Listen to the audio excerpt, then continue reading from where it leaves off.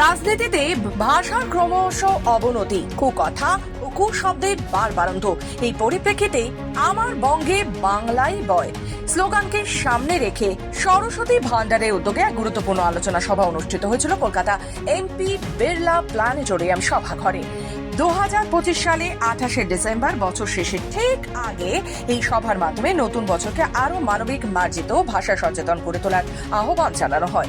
আলোচনায় উঠে আসে লক্ষ্মীর ভান্ডার প্রকল্পের মাধ্যমে রাজ্যের মুখ্যমন্ত্রী মমতা বন্দ্যোপাধ্যায়ের কথা। তিনি যেভাবে মানুষের আর্থিক সুরক্ষার পাশে দাঁড়িয়েছেন, ঠিক সেইভাবে সমাজের কণ্ঠে, মন ও মস্তিষ্কে সরস্বতীর উপস্থিতিতেও সমানভাবে জরুরি বলে তারা জানিয়েছেন।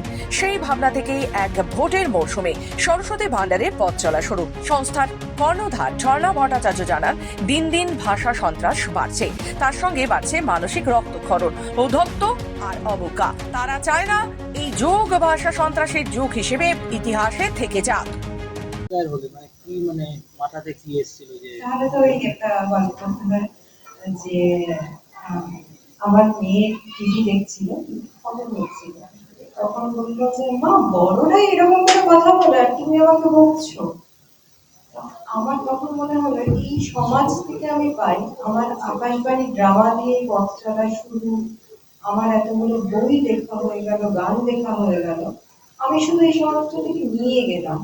আমি আমার ভাষা দিয়ে আমার অন্ন জোগাড় করলাম, আমি দক্ষিণে নিয়ে আসলাম, কিন্তু যে সরস্বতী মননে, কণ্ঠে, মস্তিষ্কে থাকা দরকার, তাকে বোধহয় আমি ঠিক মতো পুজো করতে পারবো না। সেই পুজোটা করার দরকার এবং নিঃস্বার্থভাবে করার দরকার, সমাজের জন্য করার দরকার। কারণ আমার বাড়ির সন্তান যদি এই কথা বলে, পৃথিবীর প্রত্যেকটি সন্তান বোধহয় এভাবে কথা বলছে। তাই ওই যে সমাজ থেকে কিছু নিচ্ছি, সেই সমাজে কিছু ফিরিয়ে দেওয়া হবে। এদিন সভায় মূল আলোচ্য বিষয় ছিল ভাষার প্রভাব, যা শরীর, মন, পরিবার, সমাজ, রাজনীতি এবং আগামী প্রজন্মের ওপর প্রবলভাবে প্রভাব ফেলে। পাশাপাশি শব্দের এই দাবানল মানুষের মানসিক স্বাস্থ্য, সামাজিক পরিবেশ এবং রাজনৈতিক সংস্কৃতিকে কোন পথে নিয়ে যেতে পারে তা নিয়েও গভীর আলোচনা হয়। ভাষার মাধ্যমে মানুষকে পার্থক্য করা, এটা খুবই গর্হিত কাজ বলে আমার ব্যক্তিগতভাবে মনে হয়। দেখুন, ভাষা শুধু মানুষের মনের ভাবই প্রকাশ করে না, এই ভাষা দিয়েই কিন্তু আমরা একে অপরের কাছে আসি। আমরা এই সমাজে যে প্রতিদিন অতিবাহিত করি, তার জন্যও কিন্তু আমাদের ভাষার প্রয়োজন।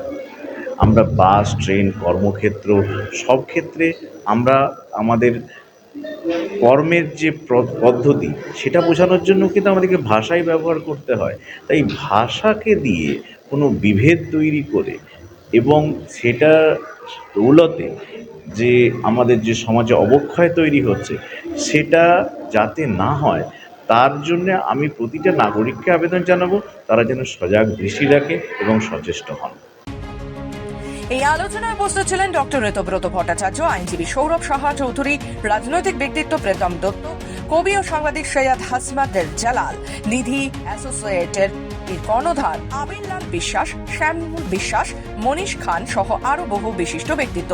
সকলেই ভাষা সন্ত্রাসের বিরুদ্ধে সচেতনতা ও মাতৃভাষার মর্যাদা রক্ষার উপর জোর দেন। সব মিলিয়ে বছর শেষের মুখে সরস্বতী ভান্ডারের এই উদ্যোগ নতুন বছরের দোরগোড়ায় দাঁড়িয়ে এক স্পষ্ট বার্তা দিয়েছিল, যা রাজনীতি ও সমাজের ভাষায় শুদ্ধতা ও মানবিকতা রক্ষা করবে। ব্যুরো রিপোর্ট, খবর বাংলা।